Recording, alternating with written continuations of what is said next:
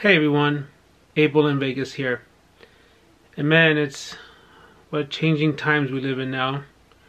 I haven't made a video in a while, but I want to get started again. It's been a rough week or so with all the different news, and work has been a little bit stressful, but I am blessed to still be able to go to work and get, because I know so many, especially here in Las Vegas, over the last week have lost many jobs because of all the closures and people having to stay home to stay safe.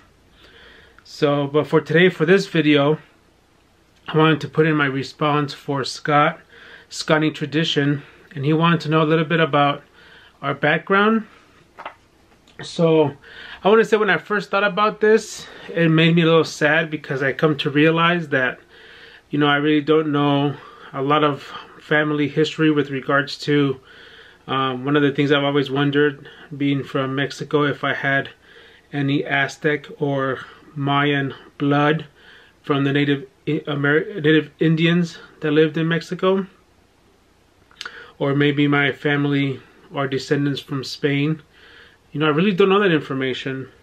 So, but I do have some things that I want to share about my family. So my father is from Zacatecas, from a little town named Atolinga. And I remember the time that I visited them, I want to say it was either 92 or 94. So I was either 10 or 12 years old when we visited the family of on my dad's side, from where he was born and he lived, obviously as a kid. And so my dad, I believe, is from a family of 12 brothers and sisters, which I know one of my uncles passed away many years ago, but then everybody else is still living. And I have several of my uncles here in Vegas on my dad's side, and a couple that live in Chicago. Which is cool because my cousin, he came to visit us a month or so ago, and so next time the National is in Chicago, he told me he was interested in going and bringing his son, because they're big Chicago Cubs fan. So that's pretty fun. So when we went to Mexico that one time, I was still a kid, but I did meet obviously my grandmother and my grandfather on my dad's side, and at that time my great-great-grandmother was still alive, which is my dad's grandmother from his mom's side. So which was cool because she used to have a cool saying, when she used to wake up in the morning and you asked her how her morning, how she was that morning, she always used to say in Spanish, en la cama y en ayunas. So pretty much that translates to being in bed and hungry. So that was, that was her saying, which is pretty cool. So that I said, I got to meet my grandmother, but I really didn't know them because we didn't spend time with them because we were here in the U.S. But then I think in the early or late 90s, I remember she passed away. I was still young. And then my grandfather from my dad's side, he lived to a very high age as well.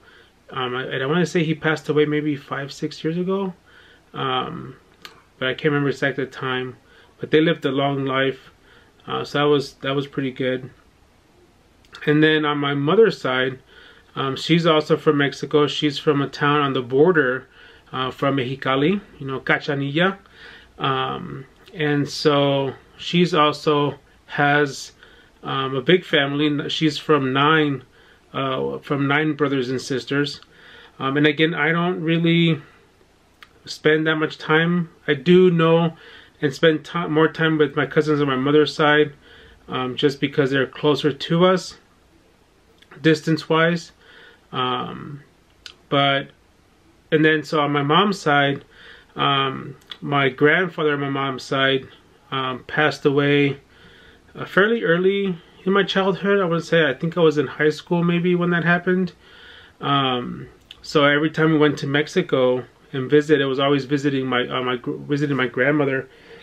And my grandmother used to be somebody who always loved helping at church a lot, which I think I took after her because I spend most of my time helping for my church. So, and then my grandmother on my mom's side, I want to say she passed away in December of '04, because if I remember correctly, I was not able to go to her funeral because I was in college at the time, and it was finals week, and I couldn't take off from those finals because I was about to graduate. Like, I needed to finish that semester to graduate. So that was one of the saddest times for me, that I couldn't make it to her funeral. And it's in boxes somewhere, so I don't have it out. But one of the things that I did keep, because I think that's the grandparent that I had the most relationship with. Every time she woke up in the morning, she always used to drink coffee. So I got to drink, I got to keep the mug that she drank coffee from in the morning. So my parents were both hard workers. My father he didn't really get an education. I think he says he stopped at the 3rd grade because he had to go work in the fields and keep the family together. They were really poor. I remember he tells me stories that, you know, as a kid, you know, they really didn't have a lot to eat like we do now. You know, they used to make tacos of salt as their meal because of how poor they were. And then on my mother's side, she only finished through like junior high. So I was the first one in my family, and then I have a sister who was the second one to graduate, not only from high school but then also from college. So, but we were very fortunate. You know, we used to live in California, and then we moved here to Vegas in '96, mostly because we were at that time, my parents were looking for jobs, and Vegas was growing at the time. So we've been here ever since. So now it's awesome. Now I went to UNLV, graduated, and now I work here in the city as well. So hopefully, congratulations, Scott, on 600 subscribers. Can't wait till you hit 1,000. And thanks for everything you do, and stay safe out there.